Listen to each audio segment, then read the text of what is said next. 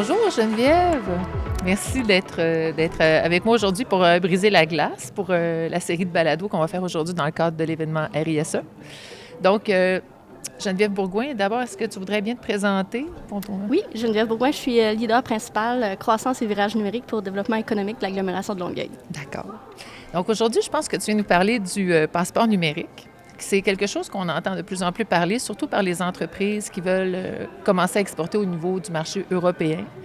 Qu'est-ce que c'est? Peux-tu nous expliquer là, d'une manière assez le plus simplement possible, qu'est-ce que c'est un passeport numérique? Oui, exactement. Mais en fait, il y a des nouvelles réglementations européennes qui ont émergé dernièrement, puis ils sont très, je dirais, plus ou moins maîtrisés au niveau du Québec. Donc, c'est une réglementation au niveau de tout ce qui est carboneutralité, tout ce qui est éco-responsable au niveau de la production des matières. Et puis, ils vont demander un passeport numérique de produits. Tu sais, si je peux faire le lien avec un passeport qu'on veut utiliser pour se déplacer. Donc, un passeport a une origine, puis on voit d'où il vient et où il est allé. Okay. Donc, au niveau du passeport numérique de produit, bien, ça va être la même chose, mais pour le produit, où il va savoir vraiment c'est quoi l'identité de ce produit-là, ses composantes, puis toute l'analyse de son cycle de vie, de sa matière première jusqu'à la fin de son cycle de vie. Donc, on va devoir mettre toutes les informations à l'intérieur de ce passeport de produit numérique-là pour répondre à la réglementation européenne. Ça va faire un assez épais passeport. Comment ça se présente en termes de, visuellement ou comment on peut... À quoi on s'attend? Oui, bien, ça va prendre différentes formes, mais ce qu'on va voir le plus fréquemment, ça va être sous forme de code QR. Okay. Donc, on va scanner un code QR qui va nous amener à des bases de données sécurisées où l'information qui est exigée sur le passeport numérique va être introduite. OK. Donc, ça va être une exigence. Est-ce que ça va être une exigence pour tous les produits? Ben, en fait, c'est très progressif. L'Europe a commencé par les secteurs qui sont le plus intensément, qui impactent le plus intensément l'environnement. Okay. Donc, il y en a déjà un là, qui est d'actualité au niveau du passeport batterie. Donc, tout ce qui est batterie, par exemple, dans les véhicules électriques. Donc, c'est le premier passeport qui va aller de l'avant au niveau européen, okay. Pour lequel on a de l'information sur les composantes qui vont faire partie du passeport. Puis les autres, ça va se décliner au fil des prochains mois, des prochaines années, selon les secteurs? Oui. Dans le fond, de 2026 à 2030 environ, il va y avoir différents secteurs qui vont être touchés. Okay. Ça commence par la batterie. Par la suite, on va aller dans du textile qui va être touché. Là. Le textile, autant les vêtements que du textile technique, par exemple, qui va être impacté à ces niveaux-là. Ensuite, il va y avoir aussi tout ce qui touche les matériaux de construction, l'ameublement, tout ce qui est électronique okay. Dans les produits aussi, puis éventuellement tout ce qui est équipementier va aussi être affecté là, par les passeports numériques de produits, puis toutes les sous-composantes aussi des produits qui intègrent ce type de matière-là. C'est super vaste. Tu sais, on voit qu'il va y avoir un éventail de produits qui vont être affectés. Pour intégrer une chaîne d'approvisionnement, ça va devenir un défi quand même important. Donc, comment une entreprise peut faire pour rassembler, si tu veux, les informations puis se préparer dans le cadre du passeport numérique? Exact, parce que ce qui est embêtant, c'est que c'est une norme qui est sectorielle. Donc, d'un secteur à l'autre, l'information va changer, mais il y a quand même des troncs communs qui risquent de revenir dans plusieurs secteurs d'activité. Donc, entre autres, tout ce qui est empreinte carbone du produit. Donc, ça va être extrêmement important déjà pour commencer à se préparer, d'avoir une empreinte carbone de ces produits, mais aussi de penser à sa chaîne d'approvisionnement. Parce que les composantes du produit sont touchées aussi. Donc, c'est le temps aussi de penser à sa chaîne d'approvisionnement et à penser à peut-être la possibilité de substituer certains intrants qui vont avoir un impact majeur au niveau du carbone dans le produit. Parce que maintenant, les modèles d'affaires, on était beaucoup dans le prix le plus bas avant, mais on va tomber plus dans le produit à moins d'impact environnemental qui va pouvoir se distinguer par rapport à la concurrence. Donc, ça, on voit ça beaucoup. Tout ce qui est donné au niveau de la recyclabilité. Okay. Qu'est-ce qu'on arrive? Tout ce qui est obsolescence programmée, cette norme-là veut l'éviter. Donc, il va vraiment falloir que les entreprises s'investissent aussi sur c'est quoi qui arrive à la fin du cycle de vie de mon produit. C'est quoi le taux de recyclabilité, par exemple, des matières qui le composent. Donc, il y a quand même beaucoup de choses qu'on peut déjà se projeter, surtout si les marchés européens prennent beaucoup d'ampleur dans notre stratégie. Donc, en amont, même avant de savoir exactement les informations qui vont composer notre passeport, déjà, on sait que ces aspects-là sont importants. Tout ce qui est processus de fabrication aussi, donc si on utilise des équipements qui sont très exigeants au niveau énergétique, donc tout ce qui est composante empreinte carbone, analyse du cycle de vie, c'est tous des éléments qui vont être importants. Tout au long de la composition du produit. J'imagine que sa réparabilité, son emballage, ça fait partie de ça aussi. Tout en fait partie. Mon Dieu.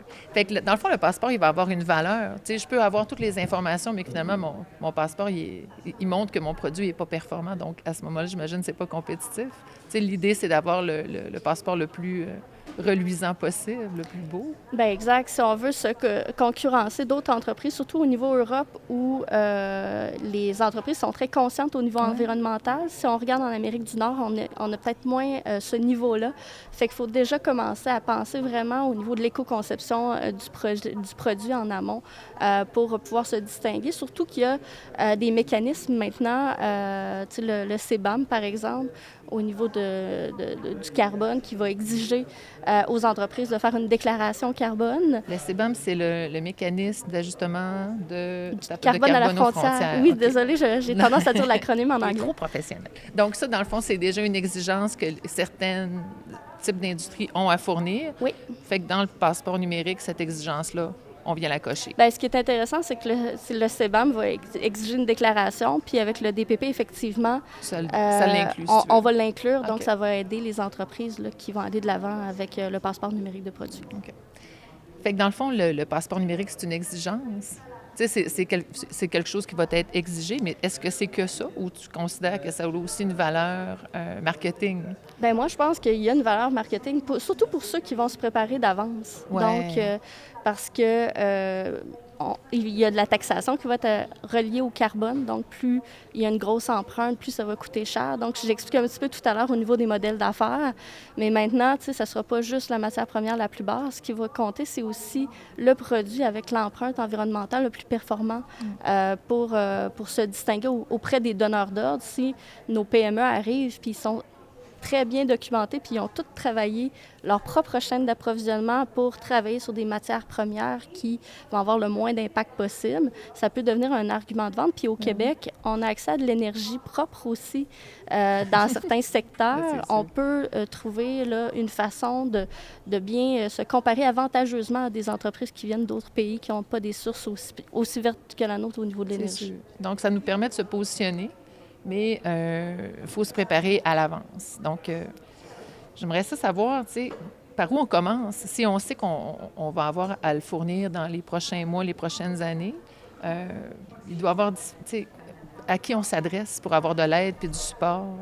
Oui, bien en fait, il y a plusieurs acteurs au Québec. Les entreprises sont chanceuses. On a un bel écosystème pour les aider. Entre autres, bien, on va prêcher pour notre paroisse. Donc, les organismes régionaux de promotion des exportations peuvent vraiment guider l'entreprise à savoir pour qu'elle comprenne les exigences en lien avec le passeport numérique de produits, puis la stratégie, bien sûr, au niveau de diversification de marché européen. Maintenant, il y a les centres d'expertise industrielle au Québec. Il y en a 4 au Québec, dont 3 sont présents dans des organismes qui ont également des ORPEX. Okay. Et puis, dans les centres d'expertise industrielle, l'aspect traçabilité de l'information de toute la chaîne d'approvisionnement, il y a différentes technologies numériques pour venir capter cette information-là, puis répondre aux exigences là, du passeport numérique de produits. Et il y a des démonstrations déjà disponibles de vrais passeports qui ont été faits de A à Z sur les produits, puis comment, justement, arriver à développer chaque composante, l'information qui va permettre de faciliter le développement de ces composantes-là. Donc, au niveau, par exemple, d'un empreinte carbone, il y a des accompagnements qui sont déjà disponibles au Québec pour faire ça. L'aspect éco-conception, il y a beaucoup de formations, il y a beaucoup d'acteurs au Québec qui peuvent déjà aider. Donc, l'entreprise qui a déjà documenté, cartographié ses processus, documenté sa production, qui a différents logiciels de gestion aussi pour la traçabilité de ces données, bien, va être avantagé quand va arriver le passeport numérique de produits. Ils vont déjà avoir fait beaucoup de chemin, puis il n'attendra pas à la dernière minute parce qu'il risque d'arriver, c'est que tout le monde va attendre à la dernière minute. et puis va vouloir éteindre le feu en même temps, ce qui va faire une pression sur les experts disponibles pour aider les C'est entreprises et qui risque de monter les prix à la hausse pour les gens qui attendent à la dernière minute puis qui le font dans l'urgence. Ça risque d'être une perte d'opportunité pour eux. Tu sais, s'ils attendent trop longtemps puis qu'ils ne peuvent pas répondre à ce qui est demandé au niveau du passeport numérique, puis de le faire un peu à la dépêche. Là. Puis déjà, les gens qui vont le prendre à l'avance puis qui vont se positionner comme leaders vont avoir une longueur d'avance, là, c'est certain. Oui, c'est certain. Puis il faut faire attention parce que des fois, il y a des gens qui ne se sentent pas concernés, mais ils ne se rendent pas compte qu'ils sont dans une chaîne d'approvisionnement d'un grand donneur d'ordre qui, lui, va leur exiger. Donc, c'est pas juste pour les exportateurs directs, c'est les exportateurs indirects. OK. Donc, si moi, je m'inscris comme un fournisseur d'un grand donneur d'ordre, puis lui exporte beaucoup en Europe, il faut que je m'attende à me faire questionner Exactement. par mon client. OK. Puis c'est un risque pour les entreprises qui ne seront pas prêtes de perdre des contrats d'envergure qui ont pris des années à avoir, puis un lien de confiance avec leur donneur d'ordre. Fait que c'est quelque chose aussi, même que des entreprises qui veulent vendre à des gros joueurs, qui arrivent tout préparés en avance pour eux, peut avoir du succès là, auprès de ces donneurs d'ordre-là qui vont vouloir vendre vers les marchés européens. Là, j'ai une question quiz. Là. Est-ce que, j'imagine qu'il va y avoir plein de gens, des fois, on voit ça quand il y a des nouvelles exigences qui vont dire, ben moi, je peux prendre en charge ton passeport numérique. Est-ce que tous les fournisseurs se valent? Est-ce que toutes les méthodes se valent? C'est sûr que chaque secteur d'activité est en train de définir les méthodes. Et puis, il y a des secteurs d'activité où, par exemple, au niveau de la traçabilité de l'information va être plus exigeant. Donc, il y a les codes QR, comme je disais, qui donnent accès à des bases de données sécurisées. Mais il y a aussi d'autres types de plateformes de métadonnées comme l'Asset Administration Shell, qui est je dirais un peu la Formule 1 des passeports numériques de produits, qui permet vraiment de donner l'information à toutes les couches de fournisseurs. Et puis qui va pouvoir donner aussi, au niveau cybersécurité, des accès limités dans toute la chaîne d'approvisionnement. Donc, ces passeports numériques-là sont très prisés, surtout pour les équipementiers et les grandes entreprises européennes qui vont demander parfois des exigences en traçabilité qui sont plus élevées d'un secteur à l'autre. Mais ça, comme l'approche elle est sectorielle, c'est pas une règle qui est partout en Europe. Donc, chaque secteur d'activité est en train de définir ses particularités en termes de traçabilité. Puis là, les plateformes de données vont pouvoir changer, être plus simples pour certains secteurs, puis plus complexes pour des secteurs où il y a une complexité des codes. J'imagine bien quand une palette de chocolat qu'on exporte ou une composante qui vient s'insérer dans, je vais dire, un véhicule destiné pour la défense, par exemple, là, les exigences ne doivent pas être les mêmes du Exactement. Tout. Donc, au niveau traçabilité, on risque d'être dans des plateformes qui sont plus costaudes au niveau des données qui vont être demandées aux entrepreneurs.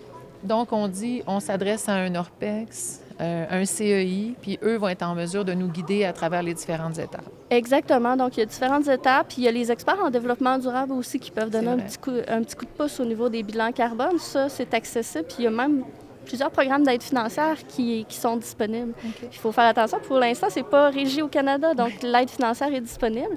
Quand ça devient un règlement qui est exigé par un pays, ce n'est plus disponible aux aides financières.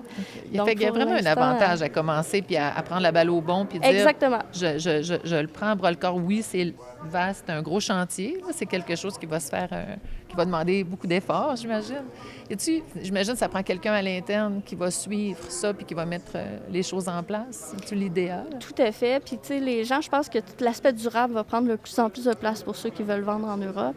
Donc, déjà, de se faire former. Tu sais, nous, par exemple, chez Dell, on a des formations au niveau bilan carbone, mais aussi pour se faire des plans d'action en tant qu'entreprise pour diminuer son empreinte carbone. Parce que c'est correct d'avoir une empreinte carbone actuelle, mais quand on regarde dans notre chaîne d'approvisionnement, il y a peut-être des sélections, des choix à faire qui peuvent nous aider à être plus compétitifs au niveau de l'Europe. Ben oui. C'est vraiment, écoute, c'est intéressant. On sait que ça s'en vient. Je suis contente de savoir qu'il y a des ressources parce que c'est quelque chose qu'on regarde. Puis déjà, j'ai un intérêt là-dedans, puis je trouvais ça difficile de s'y retrouver. Donc, pas le choix d'avoir des professionnels autour pour nous appuyer là-dedans. Vraiment. Donc, tes conseils en terminant, ce serait quoi pour une entreprise? Oui, bien, je dirais de ne pas attendre, puis de déjà travailler avec son ORPEX pour la stratégie de diversification au niveau Europe. Regarder tout ce qui est traçabilité, tout ce qui est technologie derrière les logiciels de gestion, peut-être avec un centre d'expertise industrielle, puis d'aller vers des professionnels du développement durable. Au niveau des empreintes carbone, déjà, c'est un gros pourcentage de l'effort qui va être fait en attendant d'avoir l'information spécifique pour chacun des secteurs. Donc, l'information est encore toujours toujours en mouvement. Il n'y a rien de canné. Bien, il y a certains secteurs de canné, mais d'autres sont encore à Oui, bâtir. c'est très progressif, mais il faut... Ça prend une bonne veille. Faut Exactement, il faut surveiller. rester à l'affût, puis il faut s'entourer de gens qui peuvent nous aider à bien avancer dans tout ça. Puis en faire une opportunité, ça, c'est certain. Là. Moi, ce serait le plan que je dirais. Tu sais, des fois, on voit les certifications, les exigences comme étant des freins, puis des projets laborieux, puis plutôt que de s'en servir pour dire, bien, écoute, je le prends, je le fais, puis je me positionne avec ça. Tout à fait. Puis les Québécois sont très créatifs. Souvent, ils peuvent saisir ce type d'opportunité-là. Puis ça peut être aussi une autre façon de s'améliorer, c'est de regarder aussi dans nos parcs industriels au Québec. Des fois, on a des matières premières qu'on achetait peut-être dans des pays émergents qui ont une grosse empreinte carbone. Mais peut-être que dans nos parcs industriels, juste à côté de nous, on a un voisin qui a une matière première qui diminuerait notre empreinte carbone. Donc, tout l'aspect de gérer sa chaîne d'approvisionnement de façon responsable, puis de garder des circuits courts au niveau de l'approvisionnement peut être intéressant. C'est vraiment beau quand même. Quand tu y penses, d'un point de vue, c'est pour le mieux. Tu sais, à ce moment-là, les bons choix deviennent avoir une valeur, puis on n'est pas justement, comme tu disais, dans l'approche du prix uniquement. Là. Donc, dans un monde meilleur, bien, je veux croire que c'est une marche à monter qui est peut-être haute, mais qui va avoir beaucoup de portée. Tout à fait. Je ne serais pas surprise que d'autres pays, que les pays européens, embarquent aussi dans ce type de normes-là. Donc, les entreprises qui vont déjà être prêtes vont pouvoir avoir un avantage pour peut-être développer d'autres pays qui vont avoir une conscience environnementale plus élevée au niveau de leur réglementation. Merci de m'avoir rendu ça digeste, de l'avoir bien expliqué. Puis, est-ce qu'il y en a qui auraient des questions, peut-être, par rapport à tout ça? Non, c'était clair. Bien, parfait. Encore un gros merci. Bien, merci de m'avoir reçu. Ça me fait plaisir. Bonne journée. Bonne journée.